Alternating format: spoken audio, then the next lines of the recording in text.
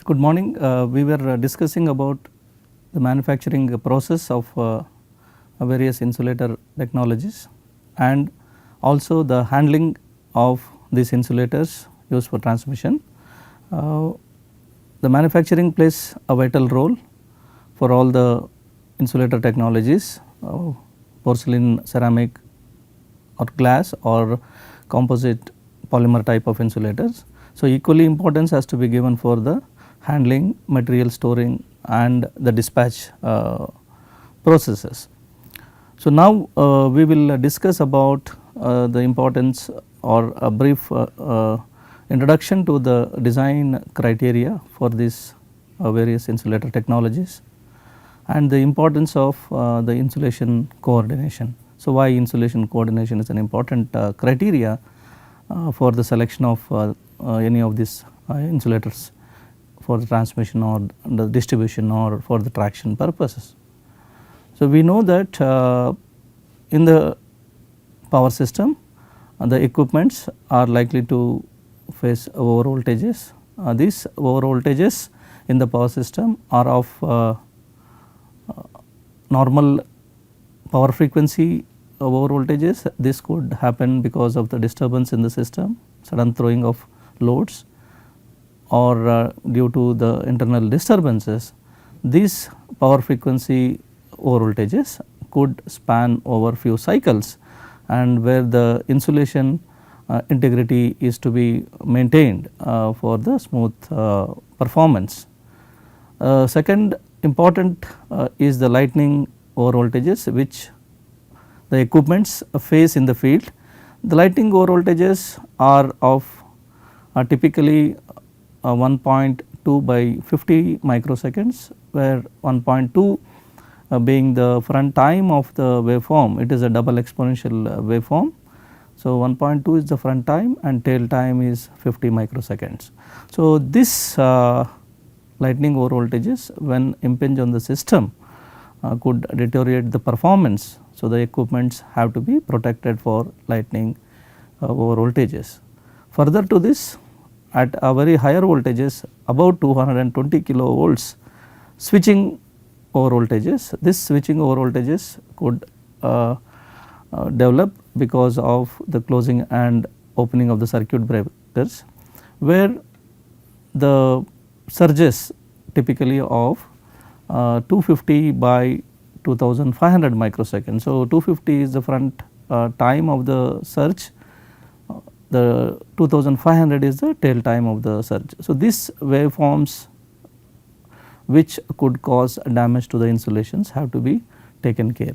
So, lightning surges, switching surges, normal power frequency operating surges could cause the insulation deterioration which of any equipment of the high voltage in the high voltage substation or in the transmission or a distribution have to be taken care. So, for this a proper design criteria has to be evolved and proper insulation coordination has to be done. So, this will help in the better management of all the equipments which are in the field.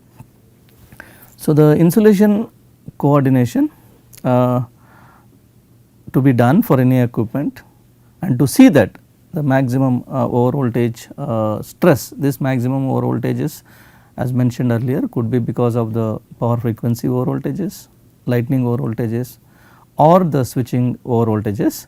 This stress which is developed because of this could happen rarely, it is not an event continuously which happens, and likewise the insulation strength also rarely decreases to the lowest value. So, this point has to be considered first. It is not that continuously the over voltages are seen by the equipment in the power system network. So, the likelihood of both these events, that is occurring simultaneously, is very limited in number. Hence, a considerable economy may be achieved by recognizing the probabilistic nature of both these stresses and the insulation strength by accepting some risk in the design of this equipment, so that substantial economy can be saved. So, this could lead to a decrease in line insulation spark distances, so tower dimensions, weight, right of way, and this results in a decreased cost of line. So, several of these factors have to be considered while designing the line insulation and proper protection. So, the decrease in line cost must be weighed against the increase in the risk of failure and also the cost of such failures. So, insulation coordination basically or primarily aims at selecting proper insulation level for various voltage stresses which are developed in a rational and a balanced manner. So, the main objective as mentioned is to assure that the insulation has enough strength to meet the stresses which it faces in the field. It is lightning because of switching or because of the power frequency stresses which are developed at an instant, and whether the insulation will be able to withstand this. So, the main aim of the insulation coordination is to protect all the equipments, components and the devices, and necessary insulation coordination is to be properly done. So, this is the philosophy of insulation coordination. By seeing these two figures, we can know the importance of insulation coordination. The first curve gives the kilovolts peak to flashover voltages on the y axis, and x axis is the time of time. So, this gives a volt time curves. Here you can see the typically curves, VT curves or volt time curves are plotted for various equipment like LA. The curve A represents the curve for the lightning arrest, the kV peak to flashover voltage to the time. Similarly, for the line insulation for a transformer, the curve B is shown here, and for the bus bar typically it is D. So, in this is how the kV peak to flashover voltages versus time for various equipments which are operating are shown. When you closely monitor here, to protect the transformer, we use a lightning arrestor, where the lightning arrestor in case of over voltages could be of lightning or switching over voltages, this lightning arrestor should act and see the protection is made for the transformer. So, this is the important information.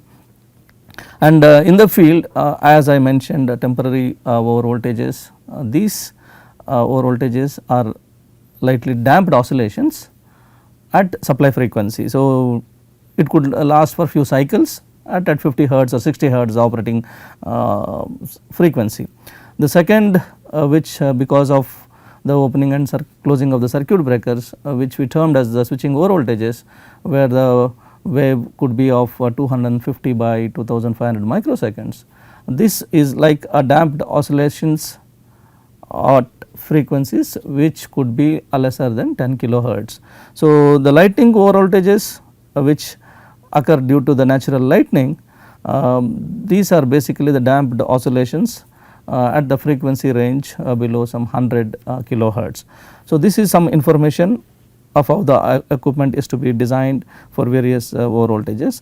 The second curve here you see the voltage versus the time again.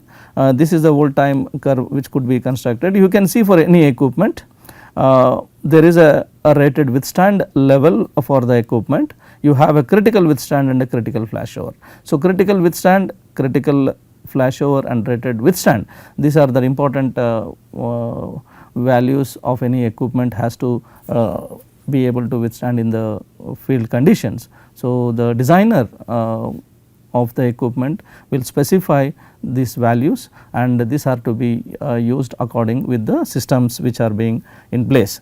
So, here we have, as mentioned earlier, the front and the tail of the waveform. So, typically when you take this waveform, it could be of a switching waveform or a lightning waveform. Switching waveform, say this front time for switching is 250 microseconds, and the tail could be 50% of the tail could be 2500 microseconds. Here in case the flashover happens in the front of the waveform, similar to here if you see the flashover which happens at the front of the waveform at the peak level. So, this is known as the front flashover. Similarly, if the flashover happens on the tail, specified tail of any of this waveform, it is known as the tail waveform. So, the specifications mentioned for various equipments have to be adhered for lightning, switching and power frequency over voltages. There are standards for all the equipments. When we discuss about the testing aspects, we will be looking into the various magnitude of the lightning, switching and temporary power frequency over voltages, what are the values for an equipment to be tested and the time duration to be tested in the future classes. So, before going to that, it is important to know that what is basic insulation level. So, basic insulation level or a BIL is a very important terminology where we have to adhere, and the equipment manufacturers or the utility personnel are to know the basic insulation level of any equipment. So, how it is done, the basic insulation level of any equipment, this is assumed in case when lightning surges or lightning impulse, whatever it is 1.2 by 50 waveform is impinged on any equipment, a over voltage appears across it.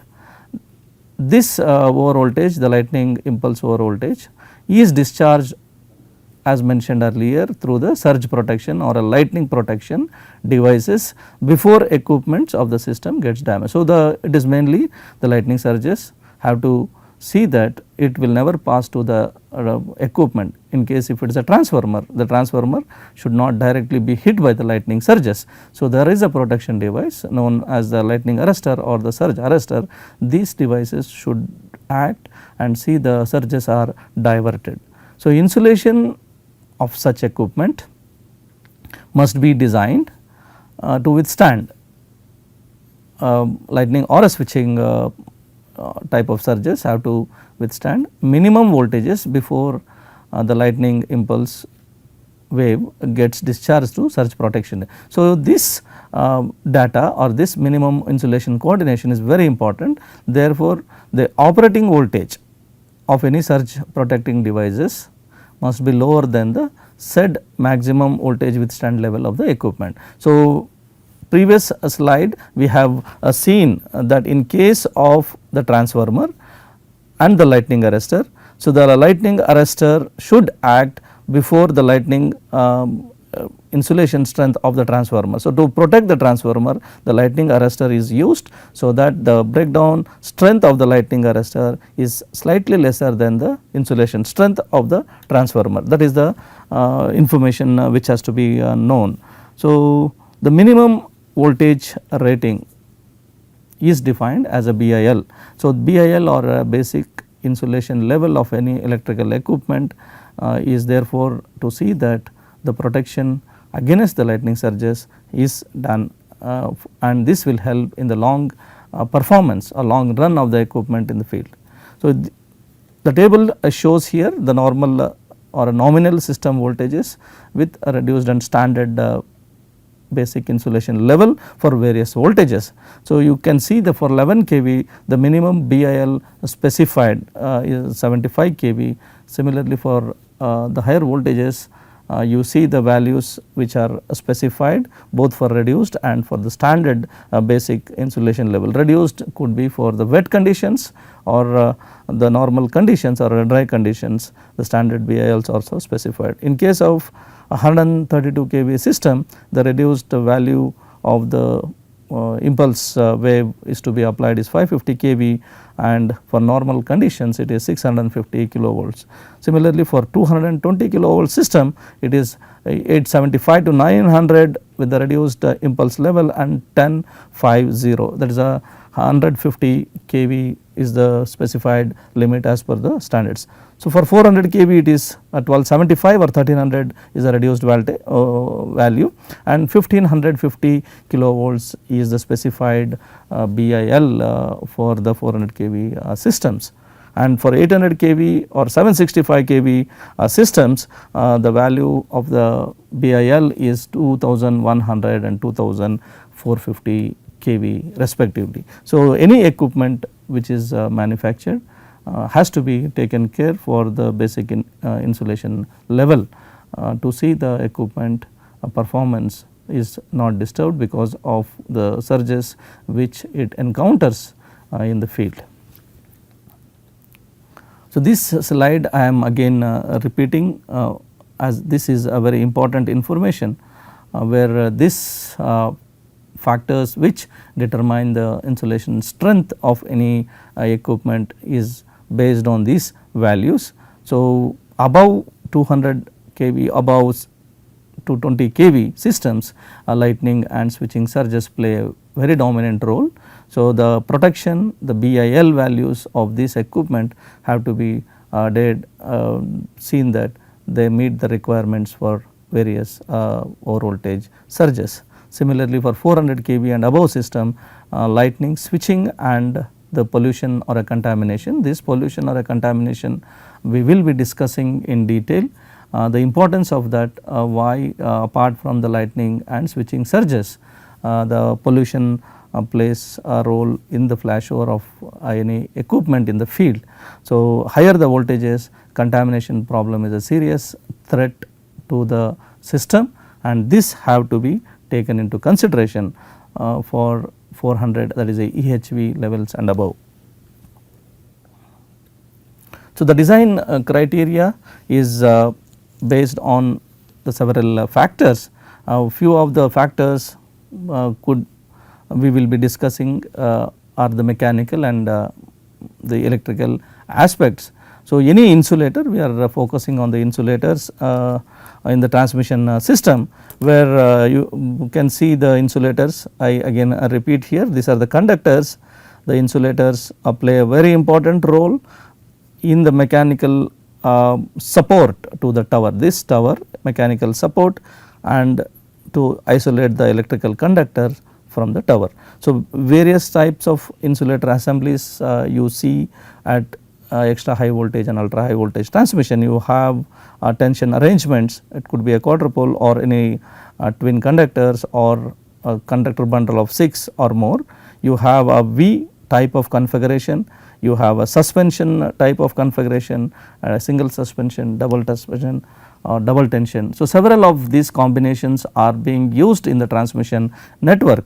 So, important function of the insulator as mentioned is to see that it supports mechanically and also electrically it isolates. So, it is required to estimate the maximum load that the insulator will ever see under normal and also overloaded conditions. So, any type of string, it has to take the load of the conductor. It could be a tension mode or it could be in a suspension mode. The conductors, various accessories, the wind, several dynamic conditions, the weight of the insulator, weight of the hardware, weight of the corona control rings, several of these things have to be considered when estimating the maximum load the insulator assembly sees in the field. So, this table gives the mechanical properties of the insulating components which are used for high voltage insulators. You can see here for porcelain, glass, polymer and resin bonded glass fiber. These are the 4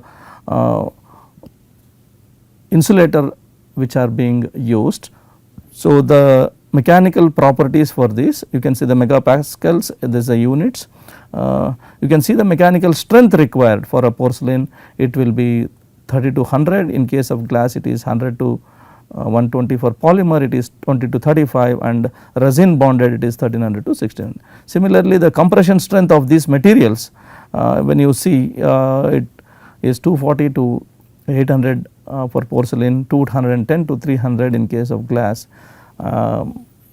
80 to 170 in case of polymer and 700 to 750 in case of resin bonded glass fibers. So, these are the mechanical properties of the dielectric components which are used for high voltage insulators.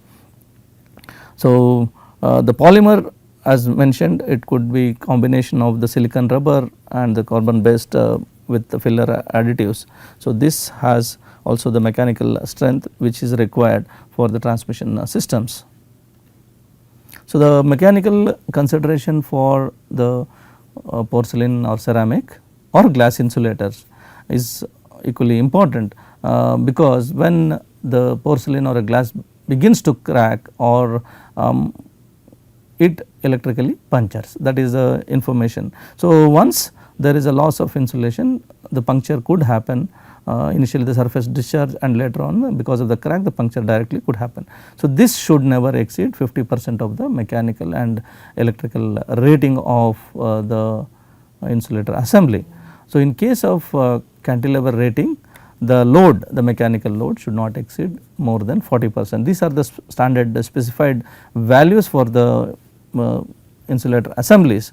Similarly, for non-ceramic insulators or polymer composite insulators, the load should not be more as specified in the standards. Any of the load, it could be the specified mechanical load or a specified tensile load or the routine test load and the rated cantilever load. All these values are informed to the manufacturers and also the utilities, where each insulator assembly depending upon the voltage rating, the values are given and it has to be followed for the smooth functioning of the in the field. So, in case of electrical design criteria, here the two important things are defined. One is the dry arcing distance. When you see any insulator assembly, it could be a ceramic or a glass belts, or it could be a polymer or a long rod insulator. You have two metal fittings on either side, one could be of high voltage, other is the ground. Similarly, this is the high voltage and this is the ground, you have 3 insulators. The shortest distance through the surrounding medium between the terminal electrodes, here we call the earth or a ground electrode or a ground metallic part and a high voltage electrode. So, the shortest distance from this end to this end, the distance which is specified here is the dry arcing distance of this particular insulator. Similarly, from this metal end near the pin junction of the third insulator to the cap junction of the first insulator here, this is the minimum dry arcing distance of the insulator assembly. So, the shortest distance surrounding medium between the terminal electrodes is known as the dry arcing distance. This we will be requiring in case of the testing of insulators when we will be covering the testing aspects. So, similarly, dry power frequency, PF is the power frequency flashover, and impulse, again impulse, it could be lightning which is exponential value, double exponential waveform of 1.2 by 50 or a switching waveform of 250 by 2500, where the impulse flashover or the power frequency flashover tests are conducted based on this strike distance, that is a metal to metal portion of the insulator assembly. Similarly, for wet power frequency flashovers also. So, wet power frequency or dry power frequency, that is at 50 hertz 60 hertz, both withstand and flashover values are decided with the help of the strike distance, the minimum strike distance to be maintained for any insulator assembly. The leakage distance helps in maintain the surface resistance of the strike distance. So, this is an important point to be considered. So, the leakage distance I pointed out, again here the dry arcing distance which we mentioned or which we discussed is from the electrode of the high voltage to the electrode of the ground side. The leakage distance basically is the sum of the shortest distances which are measured along the insulating surfaces. So, you can see that leakage distances, again I stress here, from the pin of the third insulator, it goes through the creepage of the entire insulator and comes here near the cap. The distance from the pin junction completely covering the petticoats or the sheds of the insulators up to the cap portion.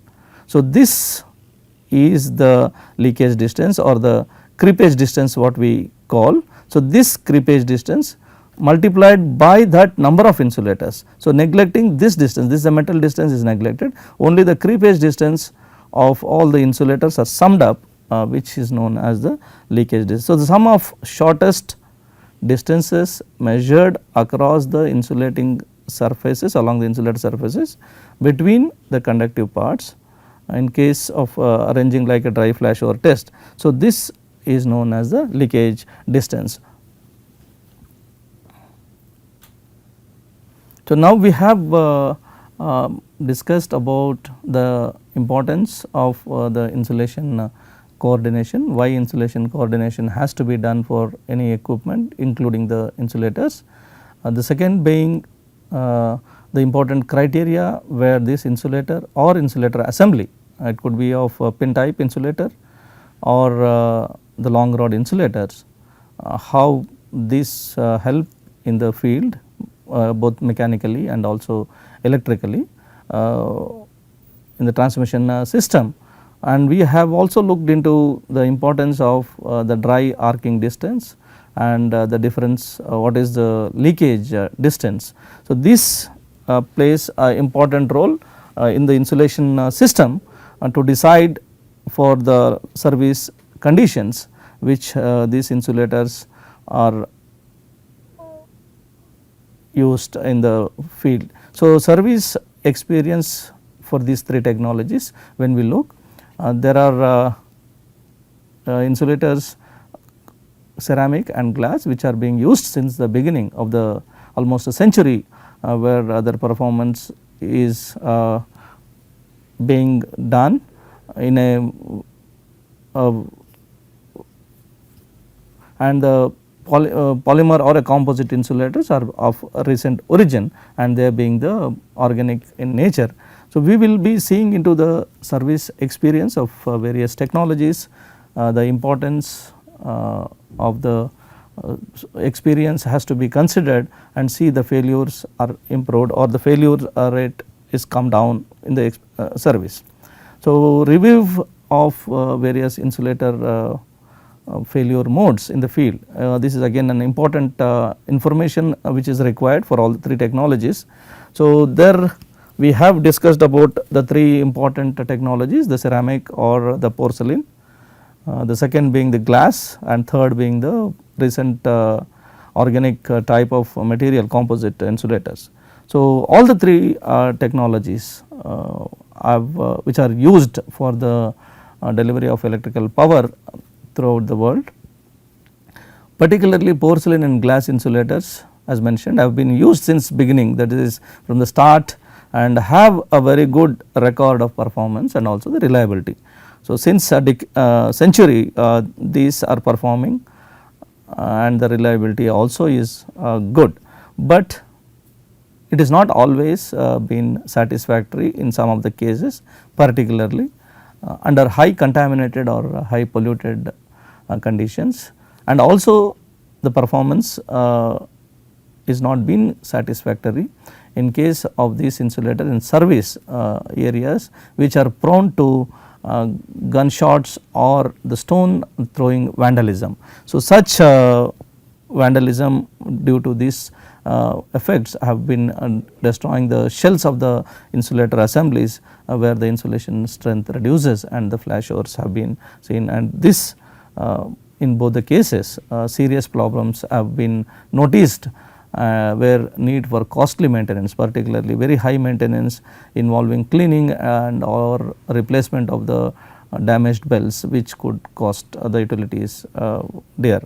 So, the composite insulators as earlier also discussed were developed 3 decades ago due to mainly because of the above deficiency, because of the costly maintenance aspects, particularly for the vandalism and also for the performance in highly polluted or contaminated conditions.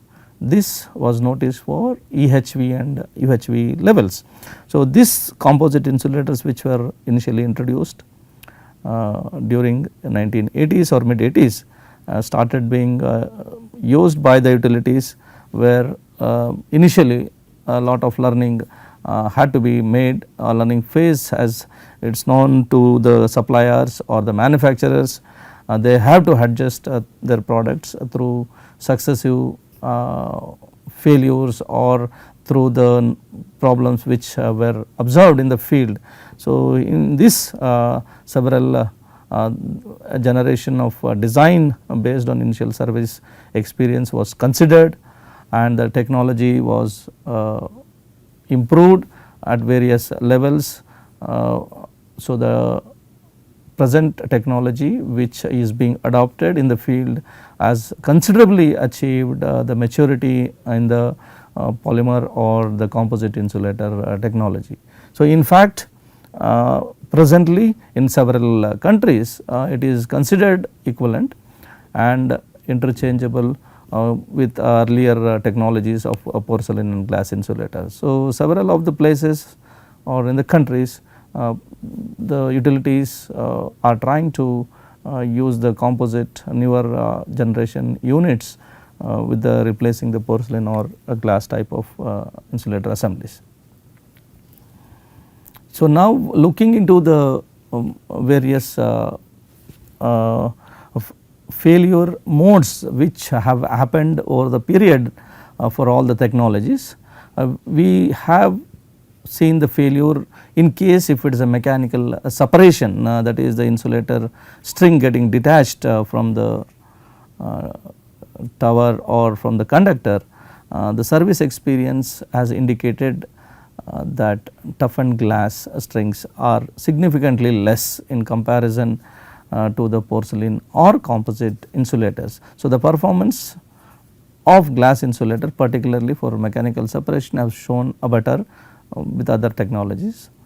In case of failures involving puncture of the dielectric or insulating body, which is seen or which was seen in the older porcelain insulator units, where the toughened glass was not used and a rare occurrence of this composite insulator was available.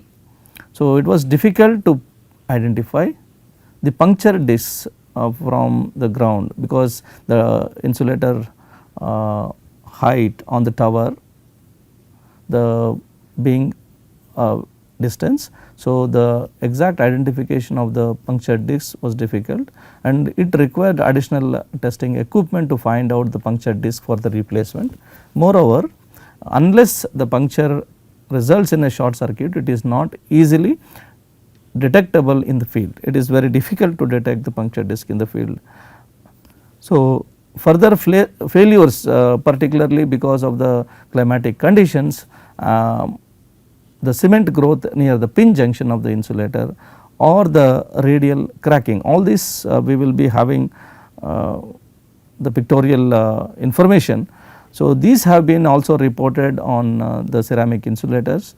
This could be due to improper cementing or because problems are hard to detect at the initial stages of the manufacturing. Subsequent to the cement growth or radial cracking, the utilities have come across the pin corrosion. This pin corrosion has happened in the areas of high pollution, which affects the glass or both the porcelain disc insulators, particularly in earlier designs, the older designs. Later on to see that the pin corrosion is reduced for both the technologies, a zinc sleeve was adopted as a countermeasure, as a sacrificial device, so that in case of the corrosion the zinc sleeve falls and the insulator still is connected to the insulator string. That is the development which happened for the corrosion to reduce. So, further dealing with vandalism, as mentioned, strings with missing either glass or porcelain shell are easily observed from the ground. Although in countries with high vandalism particularly, this means a very high maintenance cost. So, every time the vandalism, because of vandalism the discs are shattered, the replacement of the disc needs lot of maintenance and lot of time for this. So, the organic nature of materials, that is the composite insulators, have also given rise to failures. It is not that they are completely failure free. This initially a lot of information was tackled and information was noticed, and improvmental aspects have been done by the industries and the utilities, and there are failures which in comparison to the porcelain or glass, which are different in nature because of the organic material. So, the tracking and erosion of the housing material is a very important point to be noted, and the surface discharges. This happens, the hydrophobicity loss, the tracking, the erosion of the material, the surface discharges are noticed. Then the material, the surface of the insulators or the polymer material, sheds of the polymer material are observed, or the birds pecking by the birds also was observed, and the silicon rubber has been is being damaged because of the birds. Tracking of fiberglass rods was also noticed, and brittle fracture are some of the possible modes of failure reported by the utilities. So, despite all these issues or problems, the composite insulator technology is being growing, is improving, and significantly is being also coming up with the newer remedies, and is being used in the present conditions in many of the utilities across the globe for voltage levels up to EHV and UHV systems. Ceramic and glass, looking into the summary of the failure modes here, as mentioned, the ceramic or porcelain or a glass insulator are being used since 1830s, initially for telegraphic systems. These insulators are used for various voltage levels, from a very low voltage to a voltage level of 800 kV AC systems or 800 kV DC systems. This have provided greater flexibility because of the cap and pin. They are very strong in compression and available in various shapes, and the construction is very simple in construction. You can see the metal pin and the cap surrounded by the porcelain or a glass shell. So, these have a high degree of standardization, various types, size used for various locations. It could be for normal conditions, desert conditions where aerofoil type of insulator is used, or in the conditions of contamination where anti-fog insulators are being used. So, for HVAC and also for DC systems. Some experience with ceramic insulators were also discussed. So, electrically they are fairly stable over the time, almost a century they are fairly stable. Mechanically they are subject to deterioration over the time period, and some issues were also noticed in case of the ceramic or porcelain insulators over a period of time. This could be the flashovers which have been noticed because of the surface getting degraded, punctures, this could be because of the cap and pin failures or the punctures happening. The cement growth, as mentioned, this is again due to the expansion because of hydration, which causes the radial cracks or punctures in the head, which have been noticed in the utilities. The pin corrosion which we discussed, this again to counter this pin corrosion, a zinc sleeve has been also being used.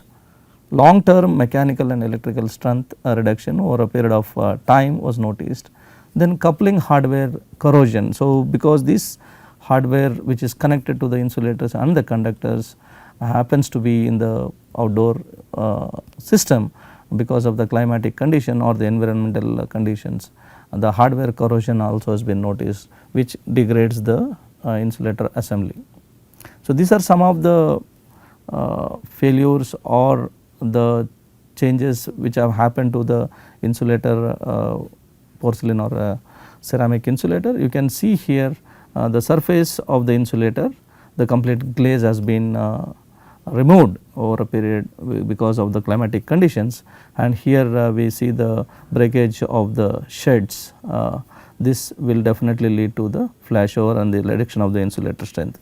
A typical radial crack arrangement you can see because of the pin and the cement and the ceramic shell junction, the cement growth happening, and there could be a radial crack which further the puncture of the insulator could happen. So, further to this, the insulator can get detached mechanically, that is the cap and pin of the insulator failures have also been noticed in the field where detachment happens. This again is one of the typical example of the lightning phenomena in striking the insulator assembly, where due to the lightning the failure of insulator assembly has happened. So, several of these failure modes have happened due to corrosion, hardware corrosion. The damage could happen due to the pin junction where the cementing, Portland cement giving away, or the growth of cement could damage the insulator and helps in the puncture of the insulator. So, this have to be clearly taken into consideration before the line. And apart from this, there are natural conditions which we discussed. These are again the man made or the conditions which, because of the growth of industrialization, where because of the burning of agriculture waste, you see the ash settling on the insulator surface over a period of time, because interacting with the dew, fog, the insulator flashover do happen. Similarly, the insulator or lines which EHV or UHV lines which are passing near the industries.